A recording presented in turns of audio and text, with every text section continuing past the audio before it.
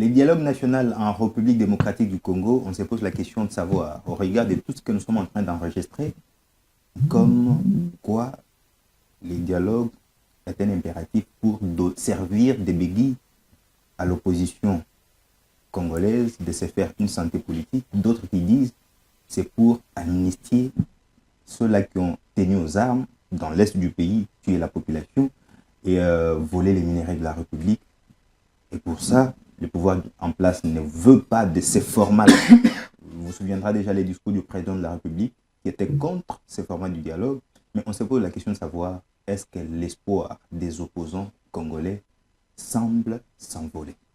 Et pour répondre dans cette émission, j'ai 3 invités sur ce plateau avec qui je vais démarrer cette journée. Fidèles téléspectateurs, bonjour et bienvenue à tous. Je commence avec Arc-en-Ciel Mbikaï, habitué de cette émission. Il est président d'une structure, AGEC, et vous êtes actuellement avec un acteur politique de la République démocratique du Congo. Arc-en-Ciel, bonjour, bienvenue. Bonjour très cher Cédric, je salue la population congolaise qui est en train de nous suivre en ce net moment ainsi que la jeunesse congolaise. Et j'aimerais entamer les débats d'aujourd'hui avec tristesse parce que vous comprendrez qu'aujourd'hui nous sommes dirigés par des médiocres et cette médiocrité atteint son paroxysme. Doudou Fwamba et ses amis, ses collègues ministres, ont pu mobiliser 98 millions de dollars pour les clubs européens et aujourd'hui pour payer les fonctionnaires d'État. Ces gens-là sont allés emprunter de l'argent à l'extérieur, 70 millions, pour les communiquer, c'est du n'importe quoi. Donc vous comprendrez aujourd'hui que la République est traitée avec légèreté, la vie des compatriotes, la vie des citoyens congolais est traitée avec négligence, parce qu'il y a un certain club d'amis qui veulent détourner l'argent de la République, c'est faire de l'argent tout en étant au sommet de l'État. Et nous disons que... Vous parlez de détournement, c'est à quel niveau il y a détournement ici? Mais je vous rassure que ces contrats-là que la République démocratique du Congo a pu signer avec les clubs européens, c'est un fiasco. Parce qu'aujourd'hui, pour relancer les sports congolais, on doit commencer ici à l'interne. Pour vendre l'image du pays, on doit soutenir la jeunesse, on doit soutenir ceux-là qui sont dans divers domaines, qui sont en train de se battre dans diverses disciplines sportives pour exceller. Et c'est avec tristesse que j'annonce ici. Et Félix Tshisekedi doit comprendre que lui, avec son gouvernement, ça n'est de trop et en 2028, ils doivent partir. Merci beaucoup, cher estimé. En face de vous, je vous présente Rocky Congolo, cadre de la force défensive, habitué de cette émission. Il a accepté de répondre également à notre invitation ce matin. Rocky Congolo, bonjour, soyez les bienvenus. Bonjour, très cher Cédric, merci de l'invitation. Permettez-moi également de saluer tous les milliers de téléspectateurs de la PIC TV qui nous regardent dans cette émission Thermomètre de la RDC. Je salue l'excellence Doudou Fwamba, les meilleurs ministres de finances de la République démocratique du Congo. Cher Cédric, vous savez qu'il faut être un ministre compétent pour tenir les finances publiques pendant ces temps de guerre. Vous savez que la République démocratique du Congo est amputée d'une grande partie de son territoire. Et pour les gens qui ont fait la statistique, je pense que nous perdons aujourd'hui plus de 25% du budget national. Alors, si vous voyez la stabilité du cadre macroéconomique aujourd'hui, c'est du génie de Doudou Fwamba. Il mobilise. Il n'y a pas des arriérés. Là, il faut qu'on se le dise. Il n'y a pas des arriérés. Arc-en-Ciel a évoqué le problème des fonctionnaires de l'État. Non, il n'y a pas des arriérés. Il peut y avoir de retard de paiement, c'est normal. Pourquoi? Parce que les retards est surtout le premier trimestre de chaque année, il y a toujours le retard qui est dû à quoi? Qui est dû au problème budgétaire parce qu'il faut ajouter certains fonctionnaires, il faut aligner certains fonctionnaires, il faut mécaniser certains fonctionnaires. C'est ce qui fait qu'on puisse les budgétiser, qu'il y ait un retard dans les paiements. Alors, mais dire que c'est un problème de compétence, je pense qu'il a sa définition du mot compétence. Mais ce que je dois rassurer aux Congolais est que Doudou Fwamba, c'est un ministre qu'on n'a jamais eu dans les finances publiques parce que il n'y a pas un fonctionnaire qui dira qu'il a des arriérés de 2 ou 3 mois. Non. Sous Doudou Fwamba, les gens sont payés, mais le retard cette année est dû au réajustement de budget et dans les finances publiques. Mais au-delà de ça, quand on parle ici qu'il y a des clubs qui sont financés, il y a des contrats, mais ça relève de la diplomatie sportive, ça n'a rien à voir avec le ministre, parce que les ministres, son problème, c'est lorsque le conseil des ministres adopte un projet dans un domaine quelconque et qu'on lui demande de le faire, il va faire son travail. Okay. Ça, ce n'est pas un problème de Doudou Famba. Ça, c'est un problème de la diplomatie sportive. Mais je salue également les managers, le président national de la force d'offensive que nous appelons actuellement Tigre, Messieurs aussi Chimanga Kabango. Merci beaucoup. Merci beaucoup. Et enfin, je vous présente cher estimé Memar Ngimbi, il est analyste politique, mais habitué également de cette émission. Cher estimé, bonjour, soyez les bienvenus.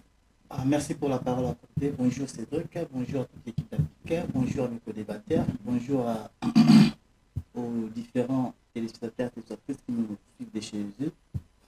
Bonjour encore à tous les Congolais d'ici et d'ailleurs, ainsi qu'à mes amis d'ici et d'ailleurs aussi qui nous soutiennent de tous les quatre coins de la RDC. J'ai constaté que dans ces plateaux d'aujourd'hui, à travers les co-débatteurs dont je vais partager, ce sont comme l'avait bien dit un des co-débatteurs ici, je me rends compte que je suis entouré des acolytes, donc des fan clubs, l'un du côté de l'opposition, l'autre du côté du pouvoir. Bon. J'espère que les débats va se bien dérouler malgré leur casquette des fanatismes. Et nous sommes là pour défendre la cause commune, l'intérêt général pour l'État, pour la nation. Je vous dis et je vous remercie. Merci beaucoup. Je l'ai dit tantôt, les dialogues nationaux, c'est un vocabulaire qui avait quand même pris d'assaut certains états-majors politiques en République démocratique du Congo. Mais il semble aujourd'hui qu'au regard des enjeux juste en face de nous, notamment sur les terrains sécuritaires et sur les terrains diplomatiques, ces mots semblent ne pas trouver aujourd'hui un piste d'atterrissage dans certains états-majors politiques. Je rappelle ici que le chef de l'État, qui est président de la République, lui s'est prononcé carrément pour dire que les dialogues sous format 5OSCC, où il faut faire asseoir aussi les rebelles qui ont tué dans l'est du pays, ce n'est pas nécessaire. À maintes reprises, Félix Tshisekedi ne se laisse pas faire par rapport à cette proposition de la 5OSCC, mais on se pose la question, au regard de tout ceci, est-ce que l'espoir des opposants congolais aujourd'hui s'envole? Parce qu'à un certain moment, il y a de ceux qui pensent que l'opposition congolaise voulait bien se faire une santé politique, l'opposition, justement, ceux qui sont restés à Kinshasa, qui n'ont pas voulu toucher aux armes. Alors, ils ont voulu se faire une santé politique en revenant dans les institutions, c'est ce qui s'est dit. Peut-être c'est la question que nous posons peut-être à Arc-en-Ciel Mbikaï, afin qu'ils nous disent, justement, Arc-en-Ciel, est-ce qu'aujourd'hui, les dialogues est pour vous une hypothèse pour se faire une santé politique et revenir au pouvoir? Déjà ici, il faut comprendre que j'aimerais revenir un peu sur ce qu'a dit mon co-débatteur de l'Union Sacrée, M. Ruki. Il a parlé qu'il n'y a pas des arriérés, mais il y a quand même un petit retard. Je ne sais pas les synonymes de retard. Les synonymes de retard, nous avons aussi arriérés dedans. Donc, il y a des arriérés et la population est en train de souffrir aujourd'hui. Pendant que nous sommes en direct, on vient de m'écrire ici et que les agents de la société congolaise des postes et télécommunications, ils ont 56 mois d'arriérés de salaire. Et là-bas, les PCA, c'est Ada Bombole. Donc, je ne sais pas, les DG aussi, les DG, c'est Madame Mbi. Donc, vous voyez comment est-ce que la République est gérée comme si nous étions dans un groupe, je ne sais pas, dans un groupe WhatsApp. Et aujourd'hui, c'est là qui ont la responsabilité d'aider cette population. Ils doivent vraiment travailler pour que cette population puisse aussi être dans la joie. Donc ici, les dialogues, avant de revenir aussi sur les dialogues, ici, je tiens à saluer le président de mon parti politique, messieurs le père Koubangi, là, d'où nous avons été promis porte-parole des partis politiques dynamiques pour un Congo fort. Nous sommes très reconnaissants. Et vite fait, je vais rencontrer la question sur les dialogues nationaux inclusifs. Et vous savez que nous, notre parti politique est membre de la coalition Lamouka. Il y a de cela plus de 2 ans que nous sommes en train de réclamer un dialogue inclusif que doit organiser Monsieur le Président de la République, parce que d'abord nous sommes une opposition républicaine et une opposition qui respecte les textes de la République. Et Monsieur Félix Tshisekedi doit savoir aujourd'hui, nous, quand nous avons parlé du dialogue ici, nous n'avons pas parlé du dialogue comme étant pour favoriser d'abord le glissement pour le régime Tshisekedi. Deuxièmement, le dialogue n'est pas là pour se faire pour partager du gâteau. C'est ce que les autres pensent, surtout de la part de ces personnes de l'Union sacrée. Et ils pensent que quand nous allons venir au dialogue, c'est pour avoir le pouvoir politique. Non. En République démocratique du Congo, je pense que ce sont des notions basiques du droit constitutionnel. Et pour accéder au pouvoir en République démocratique du Congo, ça se passe que par des élections. Au moins, si vous voulez avoir d'autres nominations spécifiques, là, ça peut passer par des chefs de corps, des chefs des institutions. Mais ici, si vous voulez avoir un poste politique, être à l'Assemblée nationale, être au Sénat, cela ne peut passer que par des élections qui doivent être organisées par la Commission nationale indépendante. Et aujourd'hui, nous, les membres de l'opposition, nous sommes conscients de cela. Donc nous nous préparons sur terrain pour défendre notre population et pour se faire élire dans les échéances à venir. Et les gens de l'Union sacrée doivent comprendre que les dialogues, la nécessité du dialogue, c'est pour trouver la paix au parti Est de la République démocratique. Mais trouver la paix, c'est que sous l'aspect diplomatique mène un combat contre l'agresseur, mais également sur les terrains. Les dernières frappes démontrent à quelle puissance les FARDC sont en train de renverser la donne sur terrain.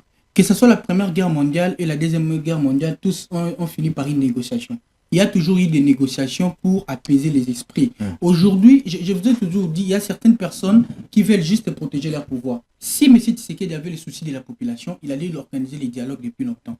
Parce qu'aujourd'hui, ça n'enlève rien de ses fonctions du président de la République. Est-ce que pensez-vous que c'est les dialogues qui vont résoudre les vrais problèmes de la population congolaise? Je pense qu'en dehors d'être dans l'opposition, moi je suis un homme d'État, je ne peux pas venir ici pour divulguer les secrets d'État. Mais vous devez comprendre que le dialogue inclusif national aura des aspects phares. Nous avons l'aspect sécuritaire et le deuxième aspect, ça sera l'aspect social. Parce qu'au-delà de la crise sécuritaire, nous avons aussi la crise sociale qui est en train de dégrader notre société. Aujourd'hui, nous devons penser le Congo dans 30 ans, dans 40 ans. Que va devenir la République démocratique du Congo? Que va devenir sa jeunesse? Toutes ces résolutions-là seront soumises à l'autorité qui est là pour voir comment est-ce que nous allons, après que son mandat puisse prendre fin, comment est-ce que nous allons mettre en pratique ces résolutions-là pour aider les pays à avancer. Nous sommes favorables au dialogue, oui, parce que nous voulons que notre population puisse être en paix. Donc les Congolais qui sont à Goma, qui sont à Bukavu, ne sont pas moins Congolais que Tshisekedi, ne sont pas moins Congolais que Doudou Fwamba. Donc ces Congolais-là aussi ont besoin aujourd'hui qu'ils puissent être en paix parce qu'il y a certains d'entre eux qui ont des initiatives, qui ont une vision claire, puisque Daniel Bumba, pour diriger la République démocratique du Congo. Donc aujourd'hui, l'Union sacrée, que ce soit celle-là qui les alliés de l'Union sacrée, parce que je rappelle que mon frère en face ici à côté de M. Il est analyste politique. Il est aussi proche du pouvoir. Il est analyste politique. Donc on ne doit pas venir ici pour dire même de son appartenance politique, on ne doit pas avoir peur.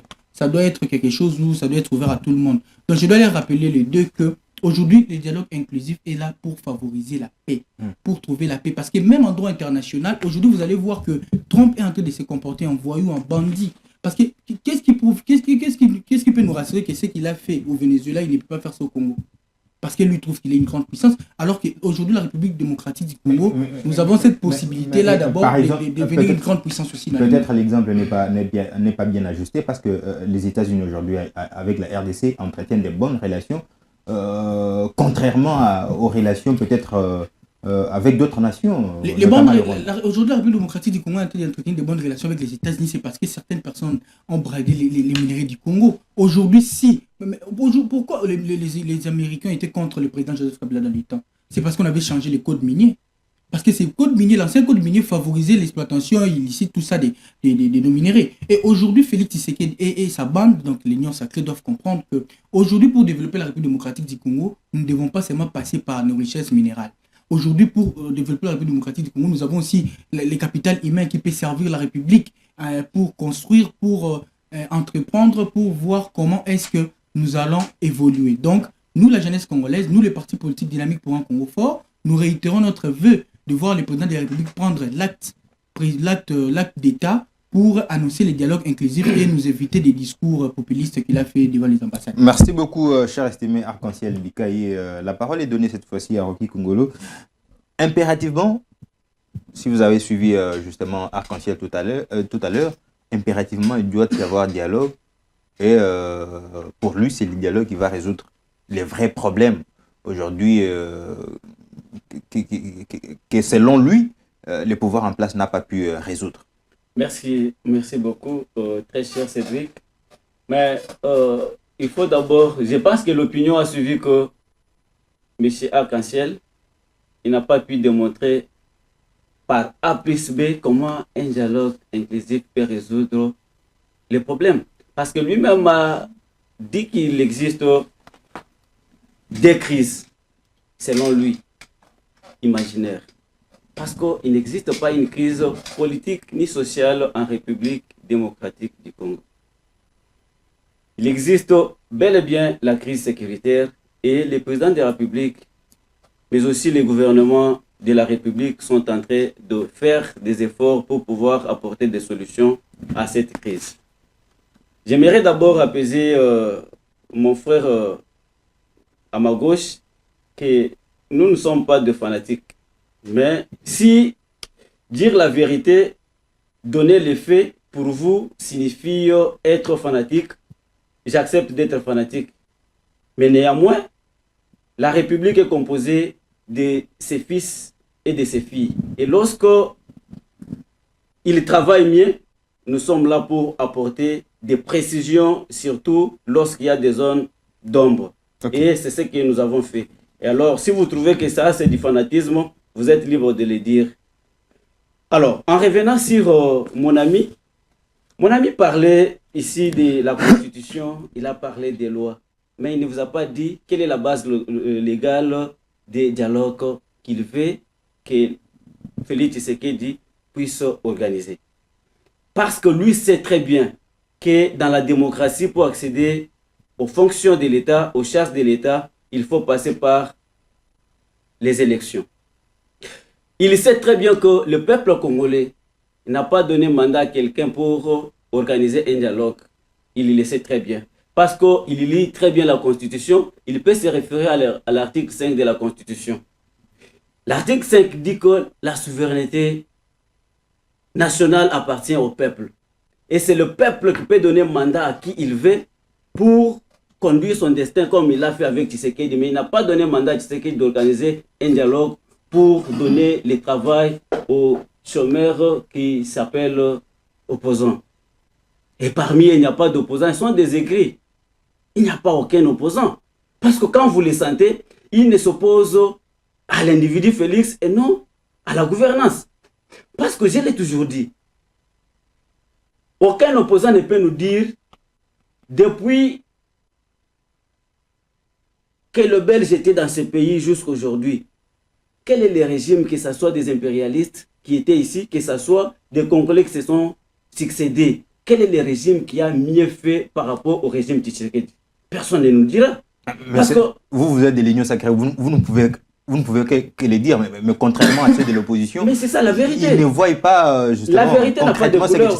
La vérité n'a pas de couleur politique, parce que je vous dis que dans 7 ans, Tshisekedi a réalisé ce que les Belges n'ont pas réalisé dans 80 ans. Tshisekedi vous a construit 3 grandes universités dans 7 ans. Ce que les Belges n'ont pas fait. Ce que Mobutu n'a pas fait. Kabila père et fils ne l'ont pas fait. Mais Tshisekedi l'a fait. Ce sont des miracles politiques que Tshisekedi réalise dans ce pays. Alors il faut être congolais conscient pour le dire et l'accepter. Ceux qui ne l'acceptent pas, ce sont des gens qui sont derrière des petits intérêts. Quelqu'un qui demande le dialogue, il dit qu'il y a une crise politique. La crise politique est où? Quelles sont les caractéristiques d'une crise politique? Vous savez que pour que l'on parle d'une crise politique, il faut voir les signes. Notamment, vous avez les marches pacifiques, vous avez des villes mortes. Mais comme ils disent ici, depuis que Félix Tshisekedi est au pouvoir, quel est l'opposant qui a réussi même à appeler 100 personnes dans la rue pour contester Tshisekedi, contester la gouvernance de Tshisekedi? Personne n'a pas cette capacité parce que le peuple n'adhère pas à leurs recettes. Ils n'ont aucune recette à proposer au peuple. Le peuple n'adhère pas à leur chantage. C'est pourquoi Tshisekedi reste légitime et légal. Maintenant, pour diluer la légitimité de Tshisekedi et leurs alliés du M23 et la structure ici qu'on appelle... Non, ils sont restés à Kinshasa, ils n'ont jamais touché aux armes. Senko et CC, j'ai parlé des alliés. Je n'ai pas dit qu'ils ont touché aux armes, mais ce sont leurs alliés. Pourquoi ils sont tous unanimes qu'il y ait la tenue d'un dialogue? Parce qu'ils savent que lorsque le dialogue va se tenir, la première des choses, ils vont demander d'être intégrés dans la gouvernance. C'est ça. Et quand il dit ici qu'on va résoudre la question des crises en des dimensions, il y a la dimension sécuritaire, ça veut dire qu'il veut que les M23 viennent ici, qu'ils se mettent sur la même table avec les Congolais qui n'ont pas touché aux armes. Et si un Congolais se passe pour un avocat des agresseurs, mais la conclusion c'est quoi? C'est lui qui n'est pas avec nous et contre nous, mais c'est lui qui est avec nous. Il nous défend, même sur les plateaux de télévision. Nous disons ceci. Tant que nous serons en vie, nous n'allons jamais accepter que les gens qui ont tué les Congolais puissent intégrer encore des institutions de la République. Parce qu'il y a une résolution de l'Assemblée nationale, de la législature passée, qui a interdit au pouvoir public d'intégrer les gens qui touchent aux armes dans les institutions.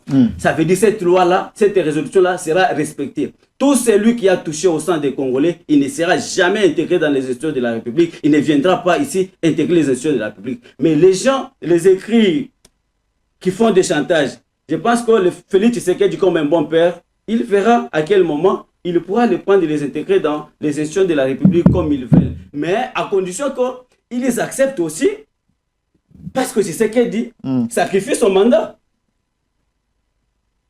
Ce qu'il demande là, c'est pour que Félix Tshisekedi puisse violer les lois du pays, violer la volonté du peuple, pour les intégrer, parce que le peuple n'a pas donné mandat à ces gens-là pour qu'ils puissent diriger. Okay. Mais si Félix Tshisekedi le fait, ça veut dire qu'il viole la volonté du peuple. Mais s'il viole la volonté du peuple, qu'ils acceptent aussi qu'on puisse revoir d'autres dispositions des lois du pays.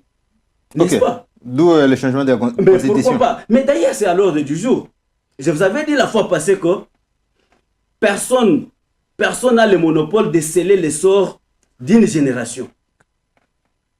Même un homme peut mourir. La Constitution peut être changée sans problème. Merci beaucoup, Rocky Congolo. Cher estimé Imam Amar Ngimbi, vous avez la parole. D'ailleurs, pour lier l'utile à l'agréable justement sur ces sujets, il y a même un député national qui a sa proposition de loi justement sur la non-intégration des anciens chefs de guerre dans les institutions de la République, d'ailleurs qui va déposer d'ici peu. Il attend que la rentrée parlementaire afin que la question soit alignée justement et puis que les élus en débattent. Pensez-vous aujourd'hui que le dialogue est une hypothèse, comme le disent certains, de servir de béquilles à ceux-là qui ont tué dans l'Est du pays, de revenir, diriger les institutions aujourd'hui, et demain, s'ils ne seront pas contents de la gestion, je ne sais pas quoi, vont encore rentrer dans la brousse pour aller tuer encore? Êtes-vous partant sur ces formats du dialogue? Merci, M. Fedé, pour la parole accordée. Je suis estomaqué pour beaucoup de choses que j'ai pu entendre à travers mes co-débatteurs dont je les avais attribué les qualificatifs des fanatiques, des fans de club. Pourquoi j'avais dit ça? Mais minoritairement, de tous ceux qu'ils ont dit avant moi, je n'ai rien senti d'intérêt général. Pourquoi je dis ça? Je parle d'abord dire nous devons enlever un certain caractère que nous avons lorsque nous sommes à la télévision. Dire n'importe quoi. J'entends dans ces plateaux un co-débatteur dire à une autre personnalité un voile qui se comporte un voile. Ce n'est pas un bon langage. Nous devons éviter ça. Et donc, je sais que les prochaines fois, quand nous passons à la télévision, nous devons être des personnes modèles pour que ceux qui nous suivent avec attention, avec fierté aussi. Et on n'est pas là pour la transmission des antivaleurs. Déjà, qualifier une telle personne ou tenir de tels propos, c'est ça peut dégénérer des problèmes autres qui peut-être sur notre avenir, sur notre situation politique, pour ne pas aller plus loin dans ces mots. Bon, partant de ce que les amis ont intervenu sur beaucoup de choses, pour pouvoir répondre à votre question principale, j'aimerais répartir un peu par rapport à ce que j'ai entendu. Si quelqu'un dire que les Belges ont rien fait de ces pays-ci, que non. Non, il a fait juste une comparaison. Non, Tu sais qu'il a non, fait ce que les Belges n'ont pas pu. Mais c'est quelle réflexion ça? C'est quelle réflexion? C'est une réflexion chimère. En tout cas, je suis très scandaleux. Lorsque nous passons à la télévision, nous devons être conséquents de ce que nous disons. Est-ce que ce qu'il a dit ou ce que j'ai dit, est-ce que je saurais le démontrer? C'est faux et archi faux. Il a évoqué les cas des universités construites. Attention, mon cher ami. Construire des universités. Construire ces universités, ce sont des bonnes initiatives. Mais il ne faut pas faire ça des projets absolus. Non. Parce que l'état ou la situation à laquelle où les Belges avaient eu ces pays-ci, ce n'était pas ce que nous appelons aujourd'hui. À cette époque-là, ces pays n'étaient pas un pays, non plus une nation, non plus un État. Ni même de la qualification du Joseph Siès qui qualifie du tiers-État, non. Les 80 ans que les Belges ont pu faire de ces pays-ci, si je prends par exemple les deux mots, les deux concepts qui peuvent être en hauteur de nous donner une certification constante sur les deux concepts, la zérianisation et l'indépendance. Qu'est-ce que nous comprenons sur ces deux concepts? Quand nous, les Congolais, nous parlons de l'indépendance, nous comprenons quoi? Est-ce que le Congo d'aujourd'hui est fier de cette indépendance? Par rapport à la zaïranisation, le Congo d'aujourd'hui est fier de la zaïranisation. Et cette façon de dire, cette façon de parler, c'est ce qui prouve à ce que nous sommes des fanatiques des subjectifs, des sujets, des personnes, des individus. Et non, nous ne sommes pas des objectifs. Par contre, je dirais que on m'a qualifié, moi,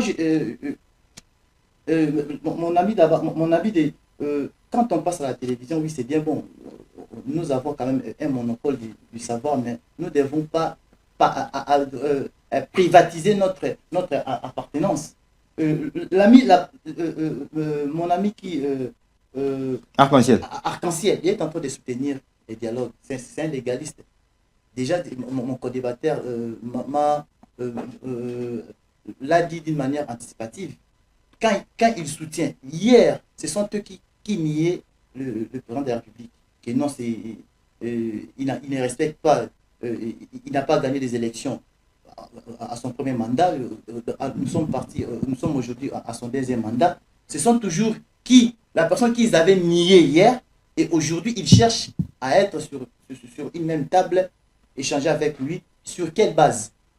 Et lorsqu'il cherche lorsqu'il demande les dialogues, l'ami l'a très bien dit. Pour quel objectif, pour quelle finalité? Les dialogues viendront pour apporter quoi à la population congolaise? Bon, et il y a crise et on doit résoudre autour de la table. Mon co-débatteur à ma droite, il a très bien abordé cette question ici. C'est par rapport à quoi? Et donc pour eux, ils veulent que, par le fait qu'ils cherchent un glissement forcé. Et moi, en tant qu'un légaliste, en tout cas, je ne soutiens pas les dialogues. Okay. Je ne soutiens pas les dialogues parce que nous devons rester dans la légalité des choses. Et aucun dialogue dans ces pays-ci a apporté les gains de la population. C'est que les désirs de la population, c'est que la population cherche à son besoin, à son quotidien. Ça n'a jamais été. Par rapport à la loi sur les chefs de guerre, j'ai dit c'est un texte louable. C'est un texte louable. Je dirais que pour peut-être conclure, pour ne pas prendre monopoliser la parole à ma portée, je dirais que oui, en tout cas moi je ne soutiens pas les dialogues. j'accorde la chance au gouvernement de pouvoir travailler selon les textes constitutionnels. Et même, j'ai entendu auprès de mon co-débatteur de droite encore dire que impérativement, on doit changer la constitution. Par quel mécanisme? Tout ça, quand je dis ça, quand moi j'appelle ça le fanatisme, les téléspectateurs sont d'accord. Mais tout récemment, ça par rapport à cher, mais tout récemment, nous avons suivi. Il y a eu, s'il vous plaît, une question, juste pour vous mettre un peu d'eau dans la bouche. Tout récemment, vous savez, il y a des années dans ces pays, on parlait des grands constitutionnalistes qu'on avait en République démocratique du Congo. On ne pouvait pas en citer 2, 3, sans toutefois citer les professeurs Évariste Bochab, André Mbata, il y a le professeur Joly, ainsi de suite. Mais aujourd'hui, nous avons la sortie médiatique de l'un d'eux qui a dit clairement, évoquant même un auteur américain pour dire la constitution d'un pays ne peut pas aller au-delà des 17 ans, mais la nôtre plutôt, a 20 ans au total. Pourquoi on ne peut pas réfléchir sur une constitution taillée sur le vrai problème et taillée aussi sur cette génération et la génération future? Merci. Par rapport à cette question, moi je répondais ceci. D'ailleurs, il n'y a aucune personne qui, tant soit sa qualité ou ses qualités, tant soit son statut, il a les monopoles du savoir. Non. Même si vous êtes professeur, même si vous êtes un érudit, vous n'avez pas les monopoles du savoir. Par rapport aux professeurs que vous venez de citer, oui, ce sont des professeurs, ce sont mes professeurs. Je dirais qu'aujourd'hui, ils ne sont pas là pour enseigner toute la population congolaise. Donc, ils ne sont pas des enseignants de toute la population congolaise. Et quand, déjà en amont, moi je les contredirais par rapport à la constitution française, à la constitution américaine. Ces constitutions ont acquis combien d'années? C'est contrairement à la constitution des États-Unis, c'est plus de 80 fois déjà révisé. Non, la constitution des États-Unis, c'est révisé 24, si je ne m'abuse pas, 24 fois. Moi, j'ai fait la recherche. On va vérifier. 24 fois. La constitution française, c'est moins de 10 fois. Et par rapport à la RDC... Dans combien d'années? C'est ça aussi, c'est qu'il faut savoir. Mais je ne révise pas la révision, je suis d'avis. Voilà. Mais changer, voilà. Pour quelle finalité? Okay. Pour quel objectif? Et par rapport... votre chute plus rapidement, voilà. En tout cas, ce n'est pas comme ça qu'on fait des lectures et on peut interpréter. Si nous passons à la télévision, nous ne sommes pas... vous savez, en droit on dit, il y a un principe qui régit les juristes et qu'ils aiment bien dire, on dit la compétence et d'attribution. Oui, la compétence et d'attribution. Lorsque nous passons à la télévision, nous sommes des analystes, nous sommes des chercheurs, nous réfléchissons en amont comme en aval. Okay. Mais nous ne pouvons pas faire de sorte que imposer nos réflexions d'une manière absolue.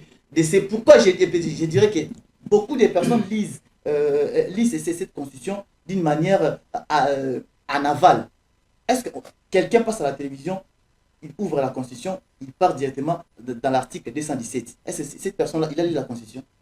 Pour lire la constitution, il faut commencer par les préambules. Okay. Allez-y lire les préambules. Qu'est-ce qui est dit dans les préambules? Et vous comprendrez l'importance de cette constitution. À l'époque, on disait que cette constitution a été taillée sur mesure. Maintenant, aujourd'hui, la personne que nous avons tant accusée, que nous avons combattue, elle n'est plus là. À qui maintenant nous dirons que cette constitution a été taillée sur mesure? Merci beaucoup.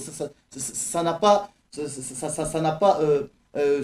sont bien fondés de dire tout ce qu'on dit là pour la Constitution. Merci. Et nous devons accompagner le chef d'État à terminer son mandat et puis changer des choses. Et puis, nous avons une très mauvaise habitude. Rapidement. Nous, de permettre ces trucs. Merci pour cet ajout des petites minutes. Je dirais que la conservation du pouvoir, nous devons modeler notre façon de conserver les pouvoirs. Je vous donne un cas vraiment très éloquent d'Afrique du Sud. Où depuis que l'ANC a gagné, détient les pouvoirs depuis 1994, jusqu'à présent c'est toujours l'ANC. Et pourquoi pas prendre peut-être ces genres d'exemples pour pouvoir apporter dans notre société. Merci beaucoup. Et aller à la modification, au changement. Et tout cela pour quelle finalité? Merci beaucoup. Donc, et tout cela, ça ne va rien résoudre. Ça va encore créer des problèmes dans notre société. Merci beaucoup, cher Aimé.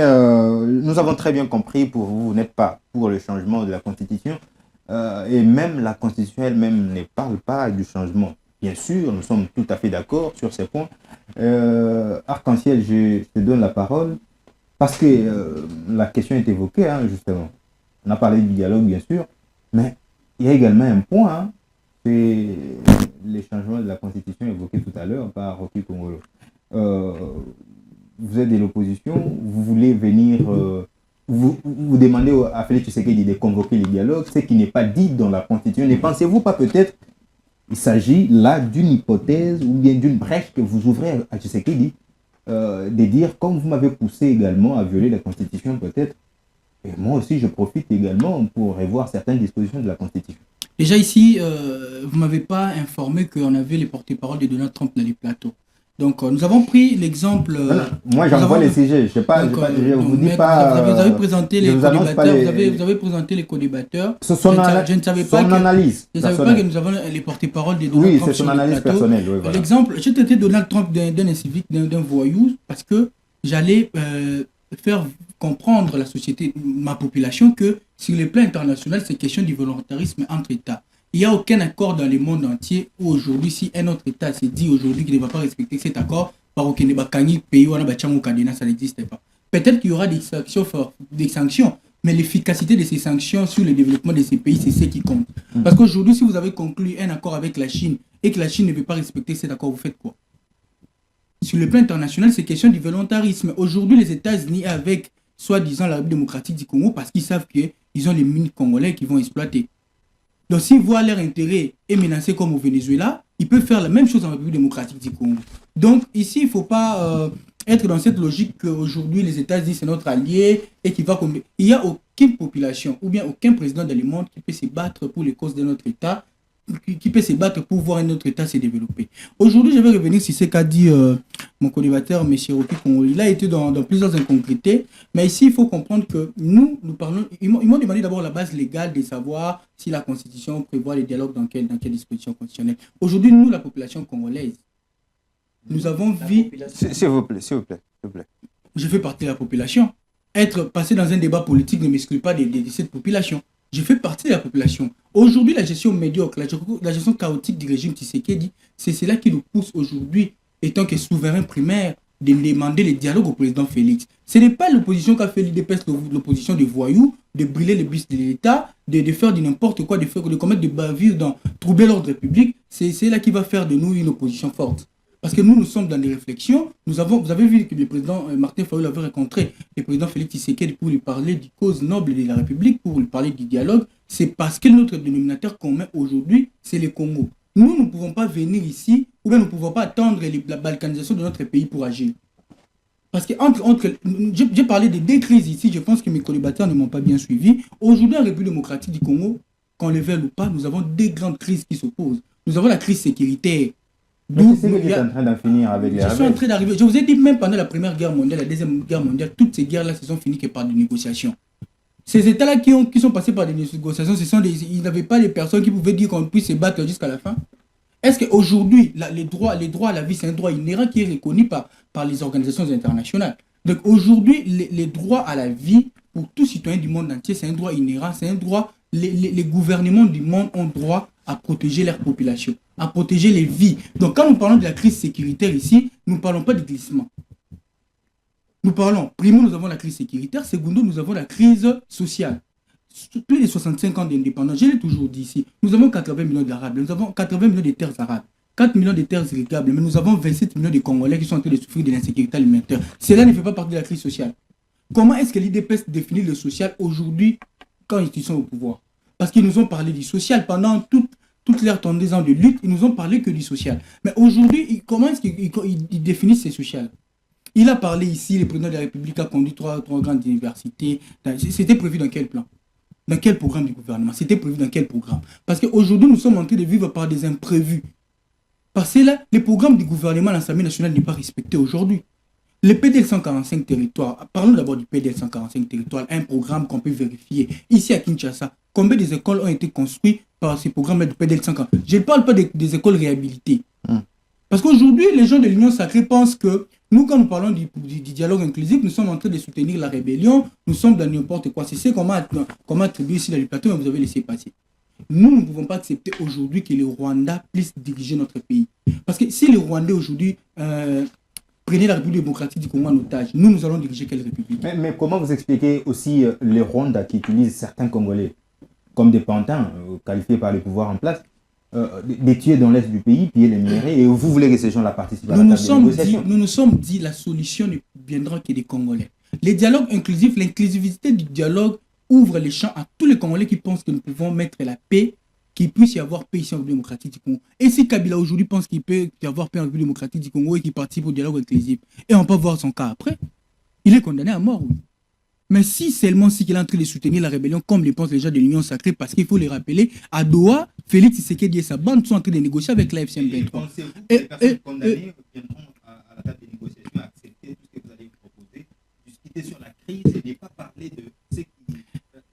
Je vous ai parlé ici, je vous ai parlé au-delà des émotions, il faut réfléchir en homme d'État. Il y a ces personnes-là aujourd'hui, même s'ils se retrouvent de l'autre côté, ils ont les soucis pour notre pays. Déjà, ici, ce qui compte, c'est la vie de nos compatriotes. Je vous ai parlé, le droit à la vie, c'est un droit inhérent. Aujourd'hui, nous soutenons les dialogues inclusifs parce que les droits de nos populations doivent être protégés. Nous avons dit, étant que légaliste, aussi que pour avoir les postes de responsabilité en République démocratique du Congo, cela ne peut passer que par des élections au premier temps. Et puis le deuxième, c'est quand c'est que vous pouvez être nommé par une autorité d'une institution. Vous pouvez être nommé par des prérogatives que la loi a dévolues à certaines institutions, de nommer les membres des cabinets, tout ça, d'être nommé peut-être mandataire, tout ça, des prérogatives qui sont dévolues au président de la République. Mais ici, il faut les rappeler, la crise sécuritaire s'impose en République démocratique du Congo. Aujourd'hui, le Mobondo qu'on a arrêté, que Eliezer est allé conscientiser de l'autre côté au Grand Bandundu, ils ont tué les gens, ils ont tué les Congolais, ils sont jugés. Est-ce que les Mobondo, les massacres qu'ils ont fait, c'est plus que quand on fait les Congolais de mauvaise qualité qui sont de l'autre côté? Il ne faut pas ici venir pour distraire la population congolaise. Le gouvernement congolais est en train de négocier avec l'AFCM23, qui est représenté par Nanga Ebissimo à Doha. Ils ont négocié avec Kagame, les plus grands chefs du mal, celui qui fait du mal à notre pays. Le président de la République était là aux États-Unis et ils ont parlé avec Kagame pour la situation de notre pays. Aujourd'hui, moi je le dis, Cédric, pour trouver la paix en République démocratique du Congo, la République démocratique du Congo doit retrouver son énergie, sa force dans la sous-région. Parce qu'aujourd'hui, la guerre se trouve dans la sous-région. La guerre n'est pas seulement dans notre pays. Et aujourd'hui, pour avoir le monopole, diriger la sous-région, il faut être fort économiquement, militairement. Aujourd'hui, qui représente l'économie congolaise dans l'Afrique centrale? Nous avons d'abord une économie extravertie. Maintenant, on va pas parler de la crise, de la crise sociale comment. Aujourd'hui, l'UDPS, les pouvoirs, c'est qu'ils doivent comprendre ici. Ils ont face à une opposition intelligente. Aujourd'hui, on va quitter dans cette opposition de marcher dans les rues, de brûler les bus d'État, de détruire les biens publics. Nous, c'est la réflexion, nous proposons. Et aujourd'hui, il n'y a que celles les Congolais qui ont les soucis de ces pays ici. C'est nous, celles Congolais qui peuvent trouver, qui pouvez faire en sorte que nous puissions avoir la paix dans notre pays. Et cela ne peut passer que par nous. La médiation doit être une médiation congolaise. Et quand vous voulez que nous puissions parler de vos secrets là, que vous parlez sous les bois, nous allons les parler. Aujourd'hui, moi, j'aurais appris que les dialogues devaient se dérouler en Afrique d'ici. Et ils ne savent pas que toutes ces nations-là qui sont en train de... Là, c'est votre secret que personne ne sait. Même ce n'est pas un secret. C'est pas officiel. Ce n'est pas ce qui provient de moi. Et l'Union sacrée est en train de se battre pour que le président de la République puisse glisser et qu'il puisse organiser les dialogues à l'extérieur du pays. Et nous ne voulons pas voir des tabous mais qui reviennent ici dans ces pays pour avoir un mot à dire. Nous avons participé au dialogue et quel est notre part. Tous ces pays-là qui sont aujourd'hui mêlés dans l'histoire de la République démocratique du Congo ont toujours eu quelque chose en retour. Okay. Parce qu'il n'y a rien pour rien sur le plan international. Il n'y a rien pour rien. Et aujourd'hui, nous les Congolais, quand est-ce que nous allons bénéficier de nos richesses? L'Angola déjà exploite nos pétroles illicitement. Tous ces professeurs-là de mauvaise qualité le savent. Pourquoi le Tshisekedi ne parle pas de ça? Ce sont les professeurs, pas de mauvaise qualité. Pourquoi ce sont des professeurs. Ne parle pas de ça. Pourquoi ils ne passent pas à la télé pour dire que l'Angola est en train d'exploiter nos pétroles? Pendant ces temps, parce que les autres pensent qu'ils doivent vendre du cobalt, du cuivre, ils doivent se faire de l'argent. C'est pour cela qu'ils sont simplement accrochés sur les minéraux, les questions qui touchent les minéraux. Et aujourd'hui, vous devez comprendre que les richesses qu'a la République démocratique du Congo, ce n'est pas seulement les cuivres, les cobalt. Même le capital humain fait partie des richesses qu'a notre pays. Les 80 millions de terres arables, on doit l'exploiter par une population, par un capital humain qui est suffisamment instruit, un capital humain qui sera à la hauteur pour développer le Congo. 65 ans après l'indépendance, nous devons penser développement. J'ai été à Congo, je vous ai dit, il n'y a rien là-bas. Et aujourd'hui, nous avons des personnes qui se vantent ici d'être du parti du Grand Bande, mais on n'a rien construit là-bas. Mais nous avons eu des ministres, nous avons eu des chefs des institutions, des chefs des corps qui ont été de la province du Grand Bandundu et qui représentent aujourd'hui la province du Grand Bandundu dans l'architecture de la République. Donc aujourd'hui, l'IDPS doit comprendre, nous, ça n'est de trop de voir les médiocres diriger la République et nous n'allons pas faire passer les glissements dans ces pays. Et nous n'allons pas accepter la balkanisation de notre pays tant que nous sommes en vie. Et Tshisekedi doit les comprendre aujourd'hui. S'ils ont promis des terres là-bas aux Émirats Arabes Unis, là-bas, ils doivent comprendre qu'un jour, nous allons récupérer tout ça. Tous ces accords qu'ils ont conclus aujourd'hui, nous aussi, au nom du volontarisme, nous allons briser ces accords. Discours politique, justement, parce qu'aujourd'hui, tout le monde sait que c'est lui qui combat pour l'intégrité de la République démocratique du Congo. Aujourd'hui, c'est Félix Tshisekedi, le président au pouvoir. Mais comment vous le dites, peut-être, c'est l'ironie ou bien une analyse que vous faites justement sur la situation sécuritaire dans l'Est? Nous sommes en train de parler de questions très sensibles et ici, il faut éviter de tomber dans les pièges des gens de l'Union sacrée. Il faut éviter de tomber dans ces pièges-là. Aujourd'hui, nous tous, ici, Congolais, nous sommes derrière nos forces armées pour récupérer nos territoires. C'est connu de tous. Qu'un commandant suprême... Nous avons besoin qu'il y ait paix en paix démocratique. Je vais toucher une question, j'allais oublier. On a parlé ici du changement de la Constitution. Mais ce n'est pas prévu dans la Constitution. Et deuxièmement, pour qu'il y ait changement de la Constitution démocratique du Congo, il y a des préalables. Il faut encore un budget. On doit revenir encore dans la case de départ pour privilégier les intérêts de Tshisekedi, de Kabouya et les autres. Donc, au lieu que nous puissions avancer, est-ce que nous avons un problème de normes et de textes ici en République démocratique du Congo? Qu'est-ce qui bloque l'IDPS de construire une cité? L'IDPS, parce que quand je parle de l'IDPS, je vois la gestion chaotique qui représente leurs acteurs au sein du gouvernement. Judith Soumino. Qu'est-ce qui bloque Judith Soumino aujourd'hui dans la Constitution de construire même une cité de 2000 maisons pour les Congolais? Qu'est-ce qui bloque Judith Soumino là? Et c'est nous, la population, qui avons envoyé ces gens-là du gouvernement souminois d'aller donner de l'argent gratuitement aux clubs européens. Quand il s'agit de traiter les questions nationales, au niveau national, les questions qui touchent la société, qui touchent la sensibilité de l'État, il n'y a pas de l'argent. Il y a toujours eu des raisons de tout ça. Mais quand il faut aller donner de l'argent, parce que les gens savent qu'ils auront de la rétrocommission, il y a des raisons banales qui sont évoquées. Ici, l'IDPS doit comprendre ceci. Merci. Nous, la nouvelle génération, n'allons pas céder aux pressions inutiles. Okay. Et nous allons nous battre pour notre pays et nous allons diriger ces pays par des voies démocratiques. Merci beaucoup, cher estimé Arc-en-Ciel Mbika. Nous sommes en train de poursuivre dans cette émission. Et pour revenir justement à ce qu'on a dit tout à l'heure, la constitution de la constitution américaine, 27 fois, 27, il faut vérifier, 27 fois, il faut révisitation, on parle de révisitation, 27 fois, mais celle de la République démocratique du Congo, depuis plus de 2011, une seule révisitation. Et aujourd'hui, entre changements ou modifications, Rocky Congolais, vous avez la parole de nous dire clair. La Constitution parle de sa révisitation et non du changement. Bon, je commence par là. D'ailleurs, même si que l'on parle du changement ou de la révision, c'est juste léger des mots. Parce que dans la même Constitution, même si on change aujourd'hui, on ne changera pas, n'est-ce pas? On ne changera pas la superficie de la République démocratique du Congo. Ok. On ne changera pas les langues de la République démocratique du Congo. Ça veut dire qu'il y aura, même sur la question des droits de l'homme, je pense que ça reviendra toujours. Donc ça sera juste une révision. Parce que c'est juste léger des mots. Mais j'arrive. J'ai entendu des histoires sur ces plateaux. Quelqu'un me dit ici, parce que moi je refuse d'être esclave mental. Il y a certaines personnes qui pensent qu'ils doivent demeurer des esclaves dans leurs réflexions. Quand quelqu'un dit que le temps de Belge, on ne peut pas comparer le temps de Belge et le temps actuel parce que le temps de Belge. Mais j'ai lu forcément la question au départ de Belge en 1960. Ils vous ont laissé combien d'universités? C'est 3 universités. 80 ans après, on laisse 3 universités. L'université de Lovanium, actuelle université de Kinshasa. L'université officielle du Rwanda Urundi, actuelle université de Lubumbashi. Et l'université de Kisangani. Mais quand je dis que dans 7 ans, Tshisekedi a construit 3 universités. L'université de Bunia, l'université officielle de Mbujima, l'université de Kanang. Où est-ce que j'ai menti et en quoi je suis fanatique? En quoi je suis fanatique?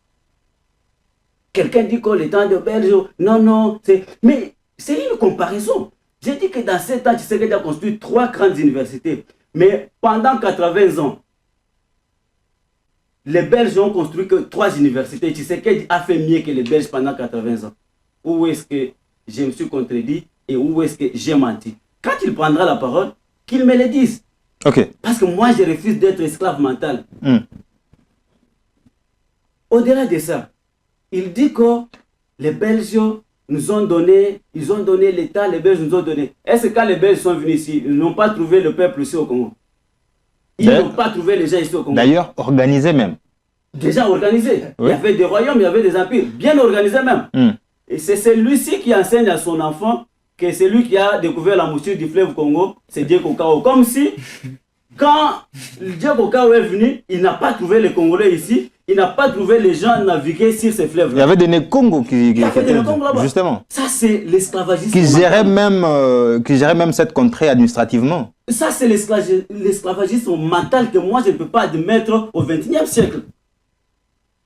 Il nous dit ici que nous sommes des fanatiques parce que nous voulons que la Constitution soit révisée. Papa, je persiste et je l'ai dit.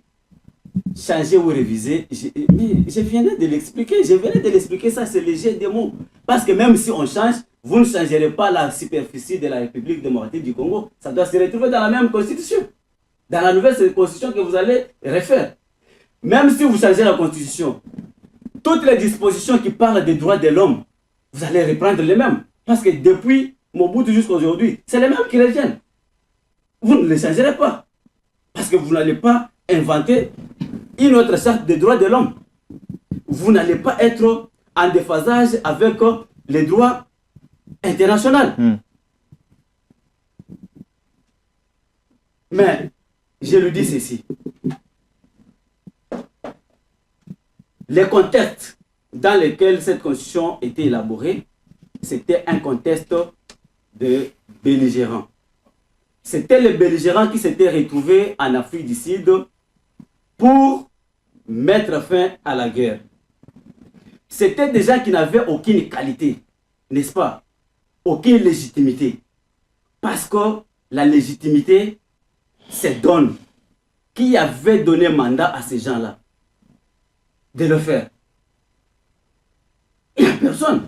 C'est aujourd'hui que nous avons la légitimité que le président de la République peut prendre son acte pour instituer un comité qui peut réfléchir. D'ailleurs, je vous ai dit la fois passée ici que le professeur Mampouy elle disait que cette constitution a été conçue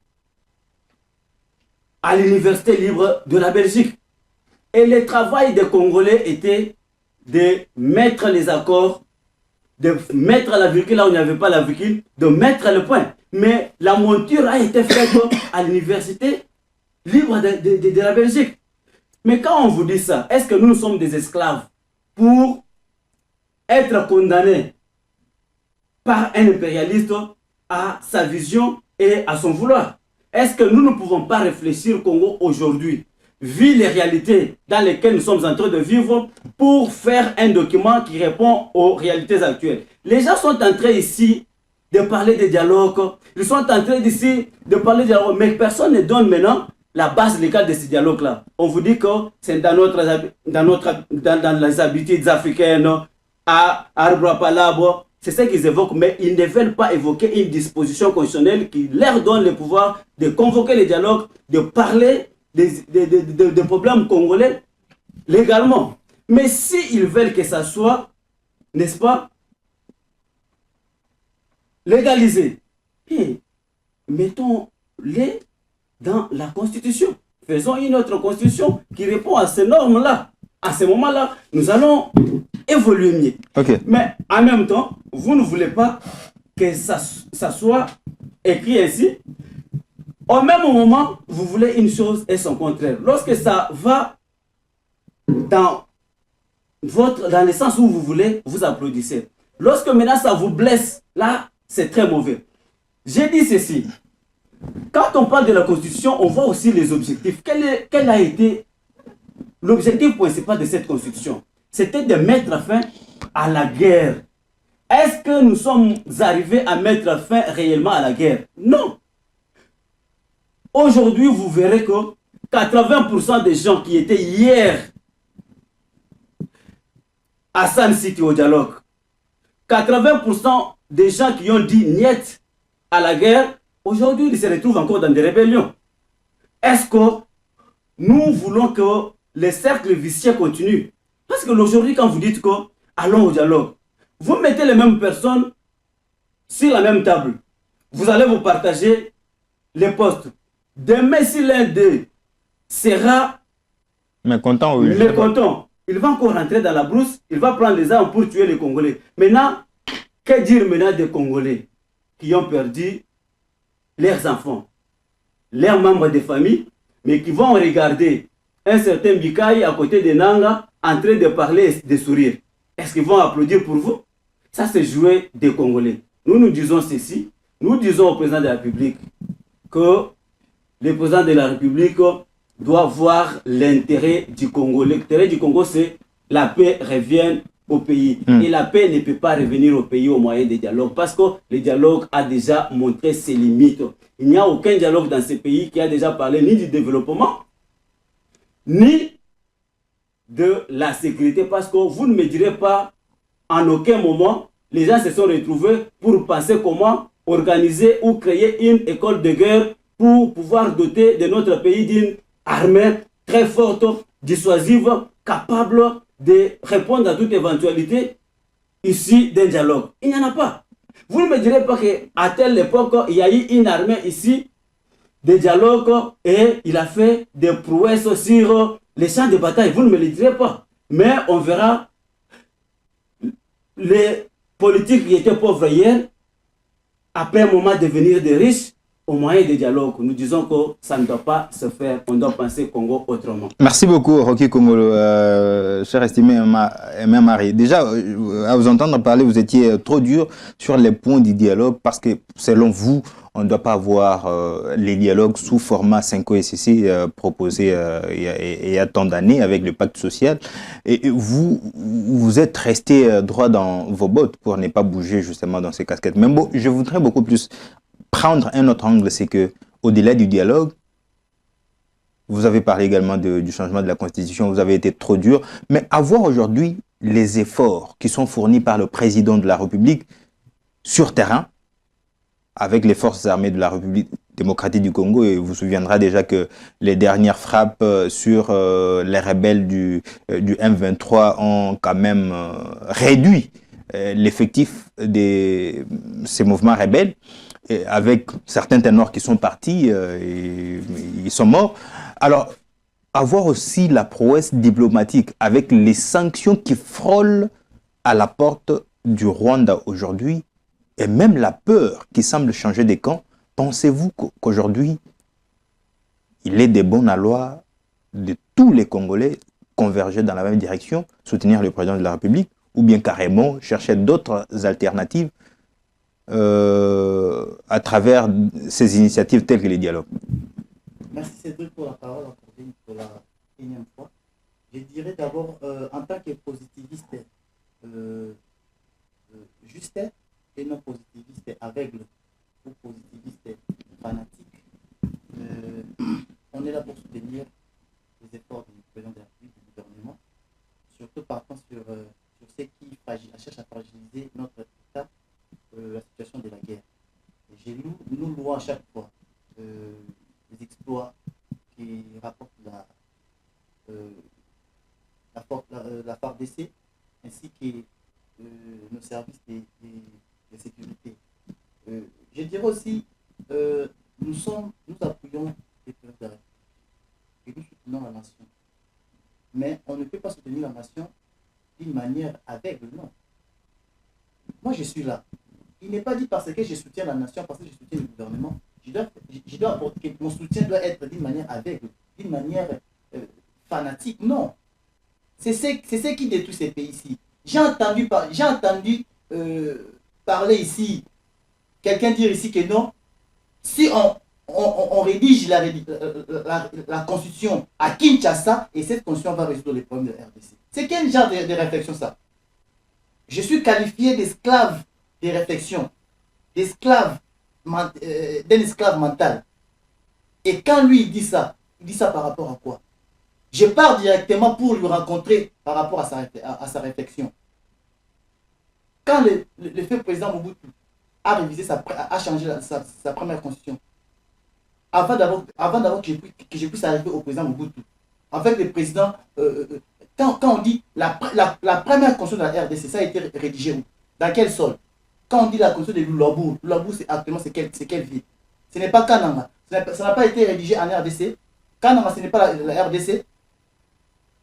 Il ne faut pas se prétendre avec arrogance que c'est vous qui avez la maîtrise des choses. Non. Et quand par exemple, je vous dis que la constitution de Lulabour a été rédigée dans quel sol? Toujours dans les sols belges. Qu'est-ce qui prouve que tout ce qui a été réglé en Belgique a détruit ces pays-ci? C'est où c'est? J'ai entendu dire aussi que non, les Belges ont fait 80 ans dans la colonie en RDC, dans notre pays. Non, c'est faux. Allez-y lire l'histoire de la RDC, vous allez comprendre. Vous confondez les choses entre la colonie belge avec l'EIC. Bien sûr, c'est un même peuple, mais c'est deux structures différentes. L'EIC, c'était une propriété privée du roi Léopold II. Et c'est le roi Léopold II qui avait cédé sa propriété à la colonie belge. Et la Belgique a géré ces pays pendant 50 ans. Vous savez, oui, ils avaient trouvé des personnes. Mais nous devons faire la différenciation, nous devons établir les distinguos entre l'État, entre la République, entre la patrie et ce que nous voulons. Comme nous voulons un état de droit. Vous voulez me dire que non, à l'arrivée des Belges dans notre pays ici, ils avaient trouvé une république. Est-ce qu'en cette époque on avait des républiques? On n'a pas parlé des républiques, mais ils avaient trouvé des gens. C'est la précision de taille. Attention, on avait trouvé des gens. C'était quel type de gens? Non, quand on parle de découvertes, c'est comme si c'est un milieu où il n'y avait pas de personnes. Il n'existait quasiment de personnes. On parle de choses différentes. Moi, je suis dans la conception d'État. Et quand on parle de la conception d'État, nous voyons la conception occidentale. La conception qui nous a été apportée par les Européens. Je ne parle pas de quoi que ce soit. Je parle de la conception occidentale. Et dans la conception occidentale, lorsque nous parlons de l'État, il y a quand même une structuration des choses. Et lorsqu'on veut faire des choses d'une manière aboutie, selon nos vouloirs, pour qu'on puisse avoir une très bonne constitution, ça doit être rédigé dans le sol congolais. Vous savez, dans les 30 ans de Mobutu, il a changé combien de fois la constitution? Je vous ai donné ici l'exemple avec la constitution américaine, qui s'est révisée plus ou moins 24 fois. Et vous me confirmez, c'est 27 fois. Avec moi et ceux qui disent que non, une constitution est limitée dans... une constitution ne peut pas faire au-delà des ans. Mais dans la constitution française, américaine, qui ont fait plus de 30 ans, ces nations sont moins que la RDC, sont moins fortes que la nôtre. Non, ce n'est pas avec arrogance que nous allons faire des très bons débats. Nous venons ici pour faire échange, pour démontrer quand même notre cohérence sur le point des réflexions. Il faut venir avec arrogance pour nous faire montrer que... Permettez-moi de se dire, j'ai entendu ici... Il nous reste une minute. Je vous en prie, 3 universités. Bon, peut-être des jours... Comparativement aux années, maître cher Aimé, on revient sur le même débat. Mon cher ami, on compare cette année aux années de la Belgique. Mon cher ami, attention, ne faisons pas des méli-mélo. En 1960, la RDC a été au même pied d'égalité avec le Canada. Et aujourd'hui, On peut parler de ça. Avec ces 3 universités-là, on était en même pied d'égalité. Les étrangers quittaient l'étranger pour venir étudier en RDC. Aujourd'hui, où en sommes-nous avec ça? Ils ne viennent pas. Vous habitez où là? Merci. Merci beaucoup. Merci beaucoup. Merci beaucoup, cher Aimé. Nous sommes, justement, on nous fait signe, nous courons derrière le temps. S'il vous plaît, il n'y a plus du temps. Nous sommes arrivés. S'il vous plaît, s'il vous plaît, s'il vous plaît, s'il vous plaît, s'il vous plaît, s'il vous plaît, s'il vous plaît, s'il vous plaît, s'il vous plaît. Nous sommes arrivés presque à la fin de cette émission parce que il est pratiquement 11h58 minutes. On va céder l'antenne. Merci à Rocky Congol. Je vous remercie, papa. Merci beaucoup de l'invitation. Merci à cher estimé Aimé. Merci à mes collaborateurs. Et merci à Arc-en-Ciel Mbikaï d'avoir répondu à... Avec beaucoup de Merci beaucoup. Merci à tous ceux qui nous ont suivis de partout. On se retrouve demain avec le même plaisir. Bye bye.